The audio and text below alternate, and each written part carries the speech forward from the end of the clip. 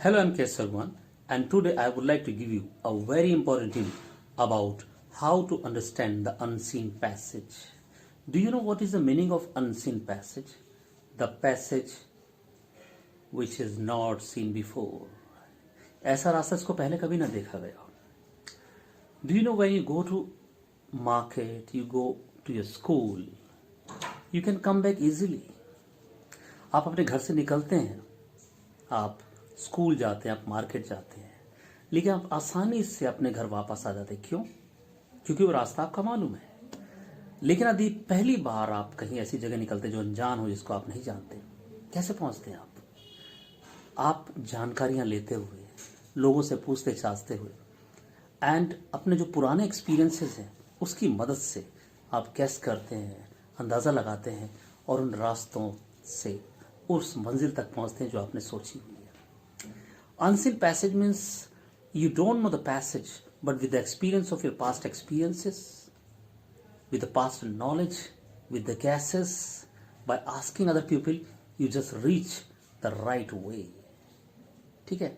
और यहाँ पर जब हम पैसेज की बात करते हैं लैंग्वेज के लिए, तो हमको उस लैंग्वेज के शब्दों के बारे में और उसके बनाने के बारे में, उसकी ग्रामर के बारे में हमको यदि नॉलेज होगी तो हम अनसीन पैसेज को समझ सकते हैं.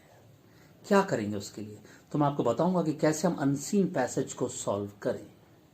देखिए, 9th के लिए, 10th के लिए, 11th के लिए और 12th के लिए, सभी के लिए अनसीन पैसेज हमारा पहला क्वेश्चन होता है, जिसको हम कॉम्प्रीहेंशन टेस्ट बोलते हैं और कॉम्पिटिशन के अंदर भी आते हैं. तो कैसे इसको हल करेंगे? सबसे पहले जिस भी लैंग्वेज का है, चाहे वो संस्कृत का हो, चाहे हिंदी का हो या अंग्रेजी का हो, उस लैंग्वेज पे आपकी जानकारी, उससे सेंटेंस बनाने की, उसको रीड करने की वो आपको होनी चाहिए. और दूसरी रिचनेस है उसके शब्दों की जानकारी. कितने तरह के शब्द उसमें हो सकते हैं, वो आपके पास यदि वोकैबलरी यदि अच्छी आपके पास होगी, उतना ही आप उसको ज़्यादा ढंग से, अच्छे ढंग से हैंडल कर पाएंगे. तो what you have to do, first of all, यदि अनसीन पैसेज आपके सामने आता है तो पहला काम आपने क्या करना है?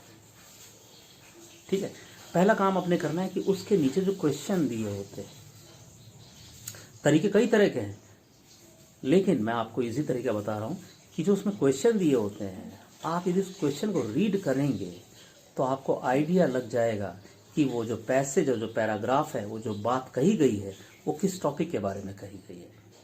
और क्वेश्चनिंग क्या करती है? If you read the question, it creates the curiosity. यदि आप क्वेश्चन पढ़ते हैं तो आपके दिमाग में उत्सुकता पैदा होती है, भूख पैदा होती है उस पैराग्राफ के बारे में, उस नॉलेज के बारे में. तो जो भी 8-9 क्वेश्चंस आपके सामने लिखे हुए हैं, आप उनको पढ़ेंगे और उसको पढ़ने के बाद आप उस पैराग्राफ को, जो भी छोटे छोटे टुकड़ों में पैराग्राफ है, उनको रीड करेंगे. और क्वेश्चन आपके दिमाग में ऑलरेडी फीड है माइंड के अंदर, तो आप उस क्वेश्चंस की क्यूरियोसिटी, उस उत्सुकता के होते हुए उस पैराग्राफ को रीड करते हुए आंसर को खोजना शुरू कर देंगे. It will be automatically done. ये अपने आप होगा. तो जब भी आप पैराग्राफ पढ़ते हैं तो पहले एक बार क्वेश्चंस को रीड कर लीजिए, तो आपको आइडिया पता चल जाएगा कि पैराग्राफ किस थीम या किस आइडिया से रिलेटेड है. फिर आप धीरे धीरे उस पैराग्राफ को पढ़ेंगे, 1 बार, 2 बार, 3 बार. You will understand the essence of that paragraph. और हो सकता है कि आपको आंसर भी, जो क्वेश्चंस आपने पढ़े हुए हैं, उसके धीरे धीरे मिलने शुरू हो जाएंगे.